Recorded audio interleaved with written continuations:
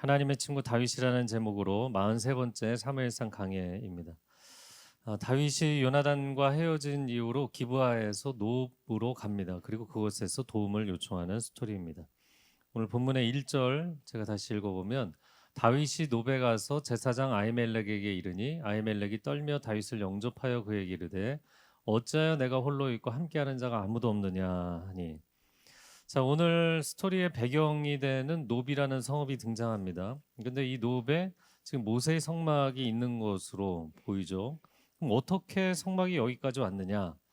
성막의 이동 경로를 좀 생각해 보면 첫 번째는 모세가 광야 1세대와 더불어서 시내산 앞에서 성막을 처음 지었죠. 그리고 40년 동안 광야 여정에 이 성막이 함께 동행을 합니다. 그리고 약속의 땅에 들어가서 맨 처음에 세팅했던 곳은 길갈이고, 그리고 정복 전쟁이 웬만큼 진행된 다음에는 실로로 옮겨서 실로가 가장 중요한 영적 중심지 역할을 하게 됩니다. 그러면 언제 노브로 오게 됐는가? 사무엘상 5장이 기억이 나실지 모르겠는데 5장에서 블레셋 사람들에게 언약궤를 뺏긴 적이 있어요. 그러니까 이거 뭐 큰일 날 수 있겠다. 그래서 그때 성막을 옮긴 것으로 추정이 돼요. 블레셋은 해안가에 있기 때문에 서쪽 해안가에서 가장 먼 쪽, 그 중부 산악지대에 있는 고지대 노베 여호와의 성막을 옮긴 것으로 보입니다. 여러분 지도상에 보시면 사울 왕이 있는 기브아에서 이제 북쪽으로 올라가면 라마, 남동쪽으로 내려오면 4km 정도의 노비 있고, 예루살렘에서도 북동쪽으로 한 4km 정도가 노비입니다. 자, 그런데 노브는 제사장들의 성읍이고 이름의 뜻이 뭐냐면 뭐라고요? 높은 곳. 기억하기 좋으시죠? 네, 높은 곳입니다. 예루살렘의 시온산이 내려다 보일 정도의 고지대다. 중부 산악지대에서는 그래도 상당히 높은 지역이었어요. 성막을 적군들에게서 지키기에 지리적으로 아주 적합한 자리였습니다. 자, 그러면 왜 다윗은 노브로 갔을까?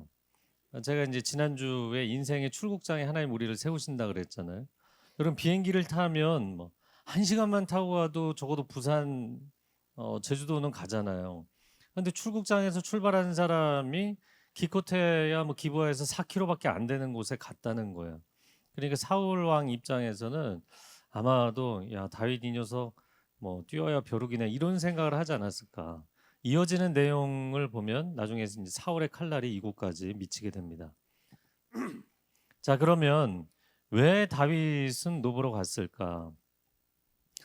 우리가 지도에서 본 것처럼 북쪽 라마는 선지자 사무엘이 있는 곳이었고, 남쪽으로 노브는 제사장과 성막이 있는 곳이었죠. 그러니까 두 가지로 볼 수 있겠는데, 첫 번째 다윗은 사람에게나 세상적인 방법으로 뭔가를 피하는 것이 아니라 하나님의 임재 가운데로 피하는 것이 그냥 마음의 삶에 새겨져 있는 사람인 것 같아요. 자, 두 번째는 성막은 그 당시에 일종의 치외복권 지역이었습니다.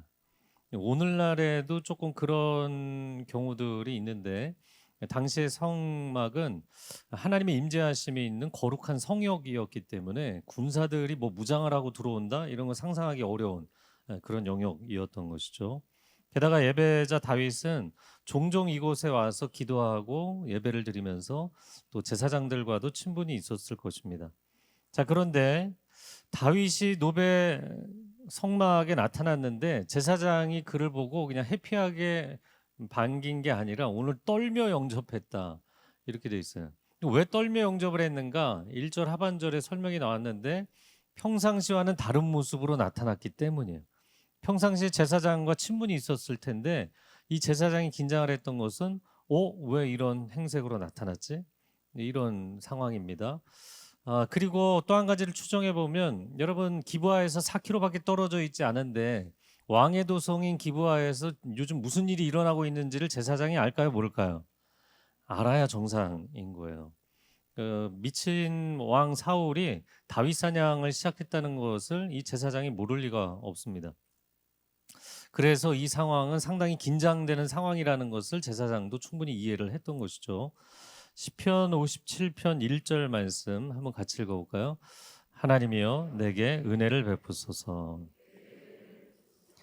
내 영혼이 주께로 피하되 주의 날개 그늘 아래에서 이 재앙들이 지나기까지 피하리이다. 아멘. 하나님의 임재의 그늘로 피한 다윗과 같은 예배자들을 하나님이 친히 지키실 줄로 믿습니다.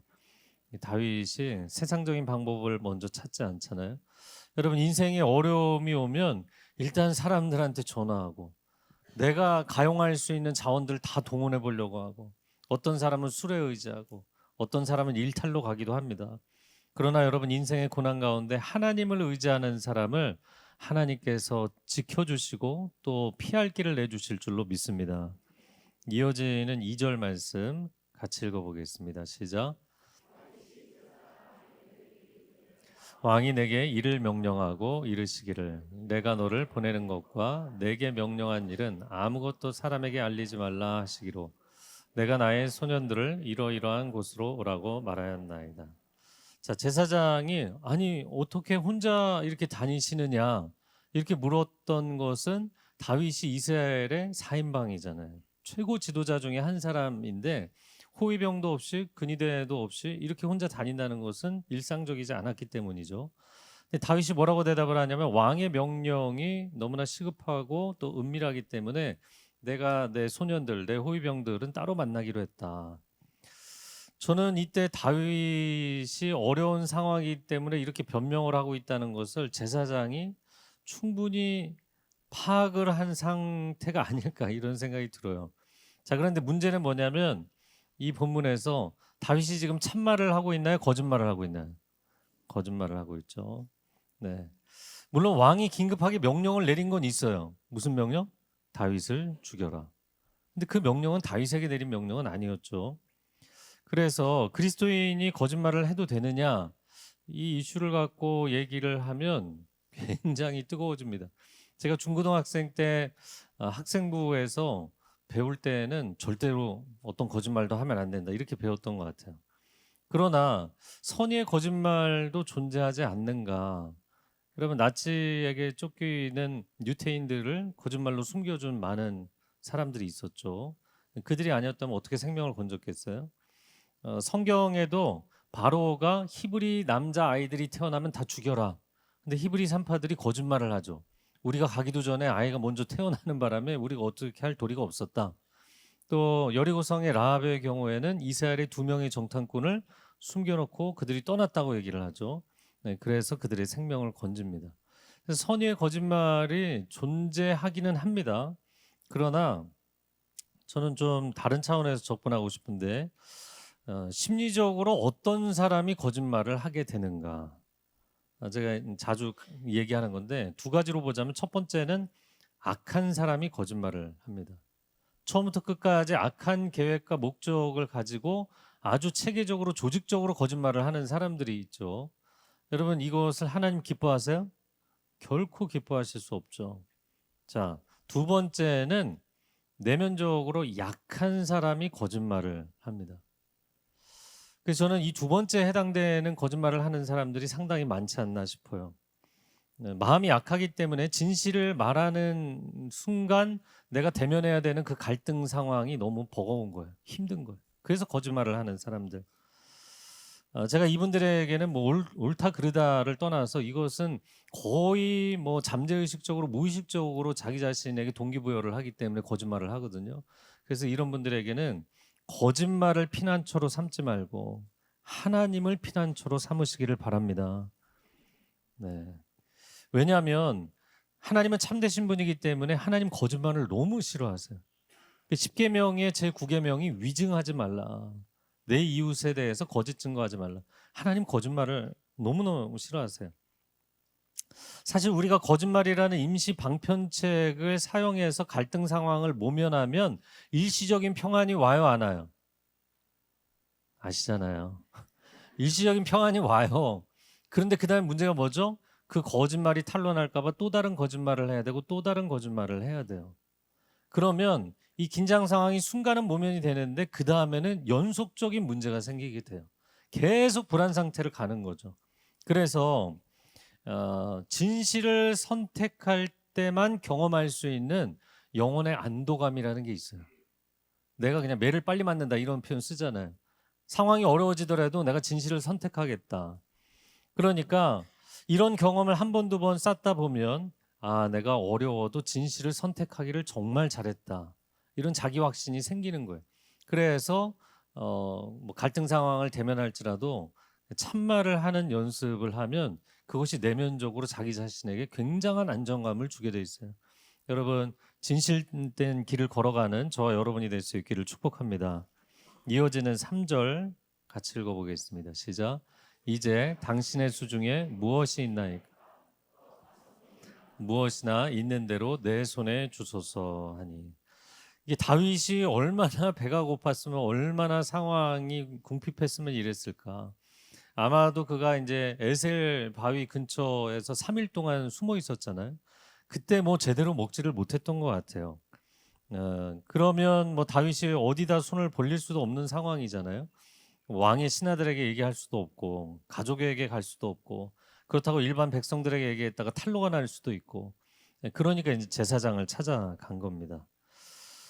다윗이 어떻게 이렇게 한순간 아무데도 손을 벌릴 데가 없는 사람이 됐나. 너무나 안타까운 처지였죠. 제가 이번 여름에, 여름이 지금 안 끝나고 있는데 이번 여름에 예수님을 본받으라 책을 집필을 했어요. 오늘날 한국교회가 예수님을 닮은 성도들을 세워간다면 세상에 손가락질을 당하는 게 아니라 오히려 세상을 치유하는 공동체가 될 줄로 믿습니다. 정말 예수 닮은 사람들을 세워가야겠다, 이런 간절한 소망이 있어요. 그래서 예수님이 어떻게 행동하셨지? 이것도 중요하지만 예수님의 내면 세계, 똑같은 유혹의 상황, 똑같은 분노할 수밖에 없는 상황, 똑같은 위기의 상황에서 예수님은 내면적으로 어떻게 그 상황을 보셨고 받아들이셨고 어떤 동기부여로 인생을 사셨는가, 그런 이야기들입니다. 올해 저희 1516 교회 표가 뭔지 아시나요? 예수 그리스도를 본받으라. 한번 다 같이 해볼까요? 예수 그리스도를 본받으라. 그래서 이번 2학기 이제 순예배 교재로 저희가 사용할 텐데, 제가 이 책의 9장에 예수님의 나눔을 본받으라, 이런 챕터를 하나 썼습니다. 교회에서 사역을 하다 보면 교도소에 수감되어 있는 재소자들이 편지가 오는 경우가 있어요. 그런데 이분들이 이제 가족에게도 외면당하고 지인들과도 관계가 다 끊어지니까 그 안에서 뭐 영치금이 없어서 영치금을 좀 보내주실 수 있느냐, 이렇게 이야기를 합니다. 물론 뭐 무한정 도와드릴 수는 없지만 그래도 가능한 한 이제 도와드리려고 하는데, 몇 년 전이었던 것 같아요. 어떤 직원이 저한테 그러는 거예요. 목사님, 이 사람들은요 똑같은 편지를 수십 통을 써서 교회들에 돌리는 겁니다. 제가 그 얘기를 들어보니까 맞는 얘기긴 해요. 그런데 그 교회들도 다 똑같은 생각을 하면 아무도 안 보낼 수 있는 거죠. 그리고 뭐 영치금을 도와준다고 해서 얼마나 보내겠어요. 그 돈 모아서 얼마나 또 모으겠습니까? 마태복음 5장 42절에 내게 구하는 자에게 주며 내게 꾸고자 하는 자에게 거절하지 말라. 저는 이 말씀을 실천하려면 평상시에 내가 그렇게 해야지, 그렇게 해야지, 이렇게 마음에 다지고 있어야만 가능해요. 갑자기 이런 게 쑥 제안이 오면 왜 나한테 그런 걸 요구하지? 이런 생각이 들 수 있어요. 여러분, 궁지에 몰린 사람을 외면하지 말라는 것이 성경의 말씀입니다. 그래서 저는 뭐 도울 수 있을 때 돕자, 이런 생각인데, 한 번은 어떤 재소자분께 이제 영치금을 보내드렸더니 이분이 자기가 있는 교도소 전체에다가 소문을 내버린 거예요. 그 편지가 막 그냥 어마어마하게 오니까 다 도와드릴 수 없는 안타까운 상황도 있었어요. 제가 기억으로는 한 5, 6년 전에 양재 온누리 있을 때였는데 출소하신 한 남자분이 저를 찾아왔어요. 이거 저는 이게 처음 보는 분이 편지만 봤으니까. 그런데 키가 훤칠하게 크시고 잘생긴 분인데 초겨울이었어요. 굉장히 날씨가 스산하고 추운 날이었는데 얇은 점퍼 하나를 입고 그리고 제가 있는 그 사무실을 이제 찾아 오신 거예요. 근데 얼굴은 굳은 표정에 붉은 빛이었는데 저에게 인사를 하시면서 목사님, 영치금을 2번이나 보내주셔서 너무 감사합니다. 제가 이 은혜를 잊지 않고 살겠습니다. 제가 그분에게 얼른 들어오셔서 좀 앉아서 얘기 좀 하시자고. 근데 막 손살을 치시면서 황급하게 떠나시는 거예요. 제가 아직도 그때를 기억하면 제가 쫓아나가서 이 사람 붙잡았어야 되는데, 예. 참 그때가 이제 그 순간이 이제 좀 후회가 되는 거죠. 더 마음을 좀 녹여드렸어야 되는데 그런 생각이 들어요. 그분의 얼굴의 표정이 이제 들어와서 앉으시라고 하는데 손살을 치고 떠나시는 그 얼굴의 표정은 저 같은 사람하고 오래 이렇게 대하고 계시는 것 자체가 목사님에게 누가 될 수 있다 이런 표정인 거예요. 그렇지 않은데 참 그분의 마음을 더 녹여드리고 뭔가라도 더 도와드렸어야 되는데 안타까움이 있어요. 여러분 우리가 인생의 어려움을 마주하게 된 사람들, 그런 사람들을 대할 때 우리는 무슨 생각을 하는가? 도대체 저 사람은 인생을 어떻게 살아왔길래 저 지경이 됐지? 우리는 그런 사람들을 실패자라고 쉽게 낙인 찍지 않는가? 제가 성경을 보고 예수님 묵상을 하면서 늘 감사한 것은 예수님은 우리 인생의 민낯을 너무나 잘 아시는데도 쉽게 낙인을 찍지 않으신다는 거예요. 오히려 죄인에게 죄인이라 부르지 않으시고 내가 너의 영혼의 진심을 알고 믿음을 알고 내가 너를 다시 일으키겠다. 그렇게 격려해 주시는 선하신 주님이신 줄로 믿습니다. 여러분 인생을 살면서 지금 다윗도 그렇잖아요. 다윗이 무슨 잘못을 했나요? 아무 잘못한 게 없는데 인생이 한순간에 이렇게 벼랑 끝에 서게 된 거예요. 갑자기 그렇게 가정을 잃는 사람이 있고 일터를 잃는 사람이 있고 큰 병을 얻게 되는 분들이 있고 인생의 모든 지지하고 있는 네트워크의 선들이 다 끊어지는 사람들이 있어요. 우리는 그들을 어떻게 대할 것인가? 예수님이 선한 사마리아인의 비유를 말씀하신 적이 있죠. 그때 왜 말씀을 하셨냐면 한 율법사하고 대화를 하셨는데 누가복음 10장 29절 같이 읽어볼까요? 그 사람이 예수께 여짜오되 그러면 내 이웃이 누구니? 두 가지 중요한 계명을 대화하고 계셨어요. 하나님 사랑, 이웃 사랑. 그랬더니 이 사람이 나 썩 괜찮은 종교인이라는 것을 자랑하고 싶어서 이웃 사랑 얘기가 나오니까 제 이웃이 누굽니까? 네, 같은 유대인들, 같은 신앙 공동체 사람들, 내가 그 정도로만 다 사랑하죠. 이런 자랑을 하고 싶었던 거예요. 그런데 예수님께서 선한 사마리아인의 비유를 통해서 누가 내 이웃인지 가만히 앉아갖고 숫자 세고 있지 말고 내가 소외된 누구의 이웃이 되어줄 것인지를 생각해야 된다. 이제 그 얘기를 하신 거예요. 여러분 자식에게 가족에게 잘하고 자기 친구에게 잘하고 또 나에게 영향을 미치는 지위와 권력을 가진 사람들에게 잘하는 건 세상 사람들도 다 하는 거예요. 그런데 정말 어려움에 처한 사람, 내가 그냥 지나쳐도 아무 상관이 없는 사람, 오히려 내게 원수가 된 사람, 그런 사람에게 정말 잘할 수 있느냐? 내 이웃에게 내 친족에게 잘하는 건 세상 사람도 한다. 그거를 자랑스러워할 필요는 없다. 어려울 때 친구가 진짜 친구라는 말이 있죠. 여러분은 가난한 사람, 외로운 사람, 무너진 인생, 어려운 상황에 처한 사람들을 대할 때 기꺼이 친구가 되어주고 그들을 도와주는가?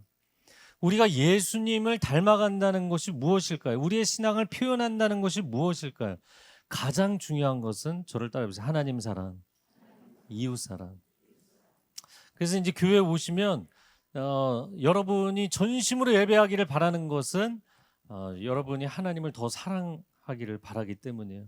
또 한 가지는 우리가 함께 이렇게 예배드리고 있지만 정말 벼랑 끝에 서 있는 사람들이 있어요. 그분들을 알아보고 말없이 소리 없이 도와주는 손길이 될 필요가 있는 것이죠. 자, 4절부터 6절 같이 읽겠습니다. 제사장이 다윗에게 내 수중에 없으나 거룩한 떡은 있나니 그 소년들이 여자를 가까이만 하지 아니하였으면 주리라 하는지라.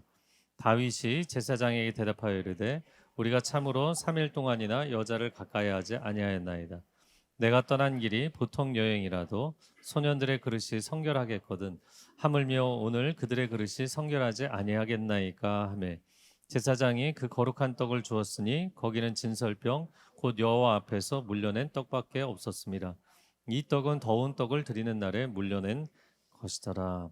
자, 제사장이 이야기를 합니다. 뭐라도 좀 달라 그러니까 여기는 일반인들이 먹는 떡은 없고 성막에서 하나님 앞에 올려드리는 진설병이 있으니까 그걸 주겠다.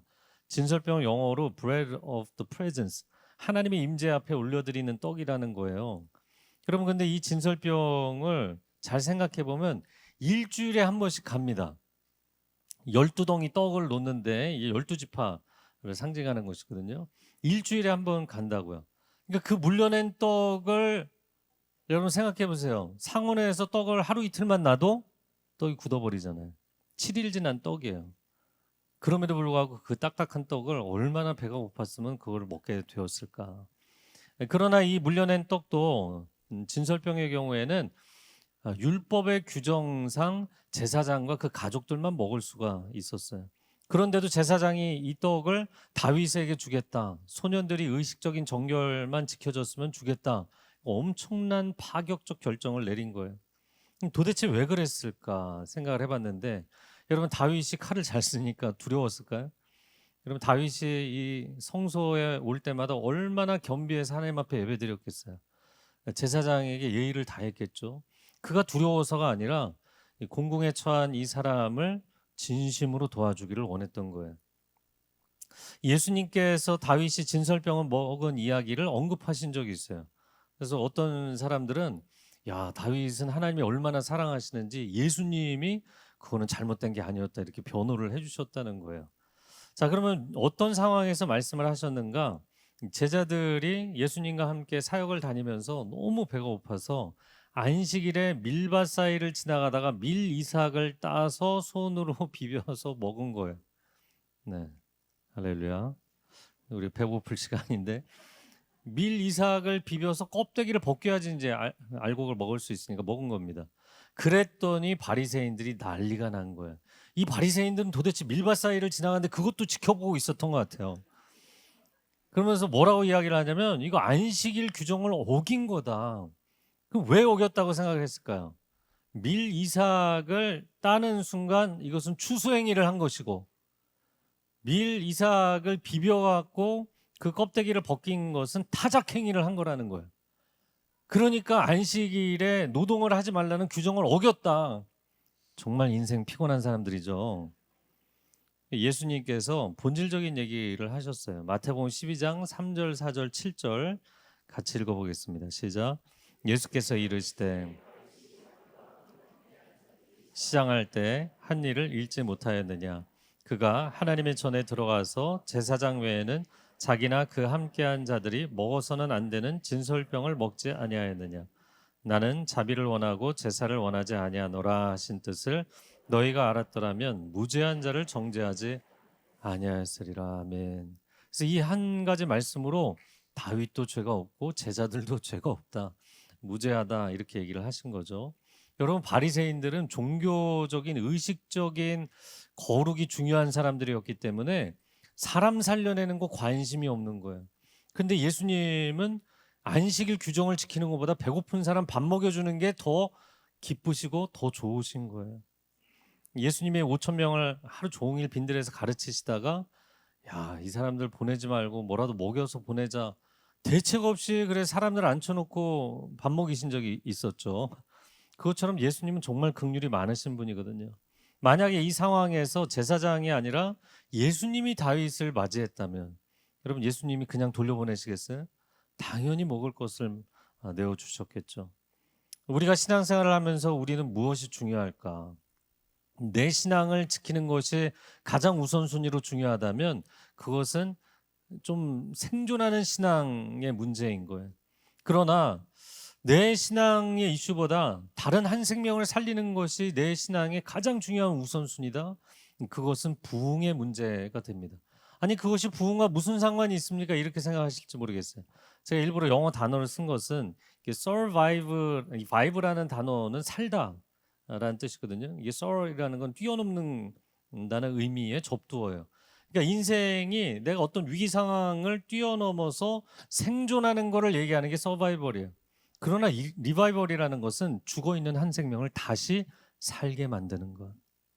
여러분, 하나님이 가장 기뻐하시는 건 뭐냐면 그냥 내 신앙을 너무나 나이스하고 고고하게 지켜내는 건 이것보다도 한 생명을 살리는 것을 기뻐하시는 거예요. 할렐루야. 그래서 내 신앙 멋지게 지키는 것보다 한 생명을 살려야 되고, 교회를 외적으로 부흥시키는 것보다 한 생명을 살리는 교회가 될 때 그것을 하나님은 진정한 부흥으로 보실 줄로 믿습니다. 하나님 새롭게 준비하는 성전이 다윗과 같은 예배자들을 위한 피난처가 되게 하여 주옵소서.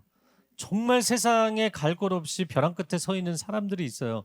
그런 분들이 이곳에 와서 삶의 의지를 다시 한번 가질 수 있는, 하나님 안에서 소망을 갖는 교회가 되게 하여 주옵소서. 여러분, 안식일에 대해서 예수님 말씀하셨는데, 안식일이 중요한 이유는 하나님께서 그 하나님의 복된 안식으로 우리를 초청하시기 때문이에요. 그런데 어느새 주일은 2000년 전의 안식일이나 오늘날의 주일은 종교적인 행사를 하는 행사일이 되지 않았나. 그래서 저희가 주일에 여러분이 예배 순서를 간소화시키고, 네. 그런데 지금은 순식간에 지나가잖아요. 아셨죠? 네. 그런데 지금은 순식간에 지나가잖아요. 하나님께 집중하는 그 시간이 얼마나 귀합니까? 여러분, 광장에 사람들이 수천 명, 수만 명이 있어도 사랑하는 연인이 있으면 그 두 사람이 서로 바라보고 온 세상은 안 보이는 거예요. 그렇게 하나님을 주목하여서 예배드리는 것이 우리 영혼에 큰 축복이 되는 줄로 믿습니다. 그래서 저희가 가능한 한 주일 사역을 줄이고 문서도 없애고 헌금 봉투도 없애고, 여러분이 하나님 사랑하고 여러분 곁에 있는 성도들 간에 사랑의 교제를 나누기를 원하는 것이죠. 교회가 어떤 모양이어야 된다, 그런 고정관념들을 버리고 한 생명을 살리는 한 생명을 살리는 교회가 되게 하여 주옵소서. 이제 순이 다시 개강을 하는데, 여러분, 순 모임, 순 예배가 행복한 공동체가 되기를 바라잖아요. 그거 좋은 것이에요. 선한 것이에요. 그러나 새 가족이 들어오는 순간 불편해진다고요. 왜? 새로운 사람에게 적응을 해야 되니까, 또 분순을 해야 되니까. 네, 아직 감이 없으신 것 같은데 제가 해외 교회들을 보면서 깜짝 놀란 경우들이 있어요. 어떤 새로운 목사님 오셔서 교회가 폭발적으로 부흥하잖아요. 좋아하는 사람도 있지만 안 좋아하는 사람도 굉장히 많아요. 이유는 새로운 사람들이 많이 들어오면 문화가 바뀌어요. 익숙하지 않은 새로운 문화를 만들어내는 게 싫은 거예요. 심지어 어떤 교회들은 앞에 이제 새신자들이 막 달려와서 예배 열심히 드리겠다고 늘 앞에 앉으시는 고정석이 있잖아요. 할렐루야. 그런데 전통교회들은 이미 있거든요. 장로님들, 권사님들, 집사님들. 그래서 앞에 사람들, 모르는 사람들 앉아 있잖아요. 그러면 임직자들 와갖고 어깨 치고 나가라 그래요. 뒤로 가라고. 우리 자리라고. 그러니까 새로운 사람들이 많이 오는 거 좋아하지 않아요. 여러분, 진짜 부흥이 무엇인가? 제가 그 교회 사람들 많이 모인다는데 숫자가 몇 명입니까? 이런 거 대답하지 말라고 하는 이유가 뭔지 아세요? 숫자에 관심을 갖는 순간 한 영혼에 대한 초점이 사라지게 돼요. 교회는 외적으로 성장하는 걸 사람들이 그냥 은연중에 좋아하더라고요. 은근히 좋아하더라고요. 제가 캐나다 밴쿠버에 있을 때 교회가 많이 부흥해서 처음에 한 200석, 250석 되는 예배당에서 한 번 옮기고 두 번째 옮겨서 1500석 되는 강당을 빌려서 저희가 예배를 드렸어요. 사람들이 다 너무 좋아하는 거예요. 그 제가 이제 묵상하는 은사가 있으니까 도대체 왜 좋아하지? 이 사람들 왜 좋아하지? 제가 어느 날, 그때 이제 30대 초반의 목사였는데 너무나 죄송하지만 제가 임직자들, 리더십들에게 엄청 혼냈어요. 여러분이 이 사람들 중에서, 이렇게 부흥해서 온 사람들 중에서 눈물을 쏟고 기도해서 전도해서 데려온 사람이 도대체 몇 명입니까? 예배가 목말라서 온 사람들, 그 한 영혼 한 영혼이 보이지 않고 우리 숫자 커지고 있네, 우리 교회 커지고 있네, 이런 걸 좋아한다면 우리는 교회의 본질을 잃어버리는 것입니다. 그래 한참을 회개 기도를 시켰던 적이 있어요. 제가 이제 교회 예배당을 옮기게 되면서 장소가 넓어지고 편해지고 여러 가지 좋겠죠. 그러나 여러분, 좋아할 상황일까요? 저는 정말 눈물 가운데 인생을 벼랑 끝에 서서 살아가는 사람들, 그런 분들이 너무나 많기 때문에 와, 어떻게 인생을 이렇게 살고 있을까? 어떻게 버티고 있을까? 그런 분들이 너무나 많기 때문에 우리가 와서 예배드리고 가는 것뿐만 아니라 그런 한 사람 한 사람을 우리 순에서 품고 우리 마음 가운데 품고 눈물로 기도하고 소리 없이 돕는 그는 하나님의 손길이 될 수 있기를 축복합니다. 제가 어제 그 설교 준비를 하면서 하나님의 친구 다윗이라는 제목을 써놓고 성경에 이런 표현도 없는데 내가 이거 써도 되나 이런 생각을 좀 했어요. 그런데 그 표현을 쓴 이유는 뭐냐면 오늘 본문에 등장하는 다윗과 대화하는 제사장의 이름이 뭐죠? 아히멜렉. 네, 아히라는 건 아비는 히브리어로 내 아버지고요. 아히는 my brother예요. 내 형제입니다. 근데 멜레크는 왕이기 때문에 왕이 내 형제라는 거예요. 그러니까 다시 좀 풀어서 쉽게 설명하면 왕의 형제예요. 근데 브라더라는 단어가 뭐 혈연적인 브라더도 있지만 진짜 친한 사람도 영어권에서는 친한 사람 만나면 Hey brother, bro 이렇게 얘기를 하는 거죠. 그런데 이 아히멜렉이 갑자기 등장을 했어요. 그 족보를 쫙 따져보니까 엘리 제사장의 증손이었던 아히야의 또 다른 이름으로 추정이 됩니다. 근데 아히야의 야흐는 여호와거든요. 그러면 이 이름은 더 충격적이에요. 내가 여호와의 친구래요. 그 당시에 여호와라는 이름은 정말 감히 부를 수 없을 만큼 두렵고 떨리는 경외해야 되는 이름이었습니다. 그러니까 여호와의 친구, 여호와 하나님이 만왕의 왕이시니까 왕의 친구 두 가지 이름으로 다 불렀던 것 같은데 상당히 제사장다운 이름이죠. 왜냐하면 하나님과 가까운 자리에서 역할을 수행하는 사람이니까. 그러나 그가 하나님을 앞세워서 호가호위하지 않고 하나님 앞세워서 자기 목에 힘주지 않고 정말 궁지에 몰린 사람의 친구가 되어 주었다. 하나님의 친구일 뿐만 아니라 이 땅에 저가 필요한 사람에게 친구가 되어준 것입니다. 저와 여러분이 그렇게 하나님과 친밀하고 이 땅에 소자된 사람들과 친밀한 삶이 될 수 있기를 축복합니다. 오늘 본문의 마지막 7절에서 9절 같이 읽어볼까요? 시작. 신하 한 사람이 여호와 앞에 머물러 있었는데 그는 도액이라 이름하는 에돔 사람이요 사울의 묵자장이었더라. 다윗이 아히멜렉에게 이르되 여기 당신의 수중에 창이나 칼이 없나이까? 왕의 일이 급함으로 내가 내 칼과 무기를 가지지 못하였나이다 하니 제사장이 이르되 내가 엘라 골짜기에서 죽인 블레셋 사람 골리앗의 칼이 보자기에 쌓여 에봇 뒤에 있으니 내가 그것을 가지려거든 가지라. 여기는 그것밖에 다른 것이 없느니라 하는지라. 다윗이 이르되 그 같은 것이 또 없나니 내게 주소서. 자, 도액이라는 사울의 중요한 재산 관리인이 그 자리에 있었어요. 제사장도 알았고 다윗도 알았어요.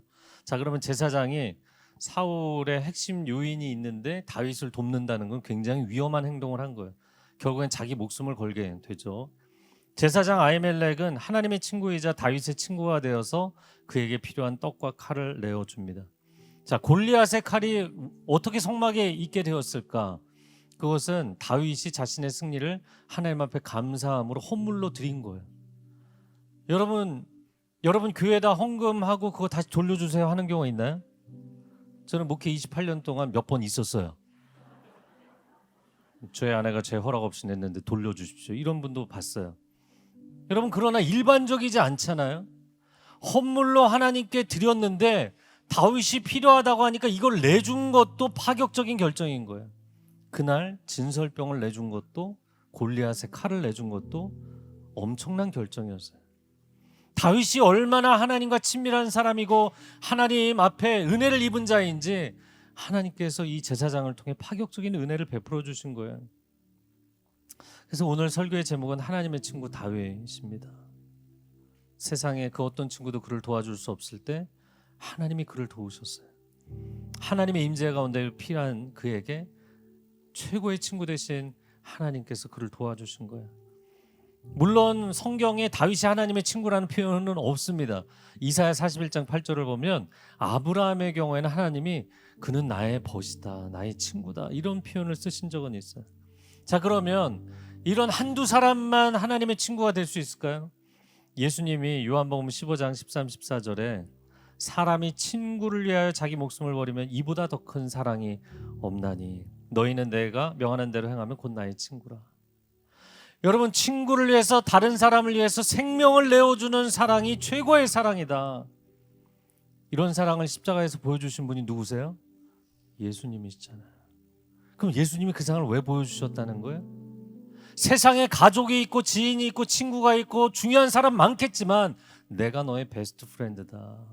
내가 너의 가장 좋은 친구라는 걸 너가 알아줬으면 좋겠다. 이거를 전하시려고 오신 거잖아요. 그런데 그 다음에 너희는 내가 명하는 대로 행하면 곧 나의 친구라. 뭘 명하셨나요? 이 구절의 바로 앞부분에 내가 너희를 사랑한 것 같이 너희도 서로 사랑하라. 예수님이 목숨을 걸고 생명을 내어주시는 사랑을 하신 것처럼 우리 곁에 있는 우리의 중요한 사람들뿐만 아니라 여러분, 내가 그냥 지나쳐도 누가 신경도 안 쓰는 인생에 정말 궁지에 몰린 사람, 벼랑 끝에 서 있는 사람, 그런 사람들을 진심으로 진정성을 다해서 돕는 사람, 친구가 되어주는 사람, 그런 인생을 살게 되면 예수님의 마음의 온도와 똑같은 사람이 되는 거예요. 여러분, 진짜 친구는 그냥 같이 어울려 다니기만 하는 게 아니라 마음의 온도까지 닮아가는 사람인 것이에요. 예수님이 무슨 생각을 하시는지, 예수님이 어디를 바라보시는지, 예수님이 어디에 마음을 쏟으시는지 그 길을 함께 가는 저와 여러분이 될 수 있기를 축복합니다.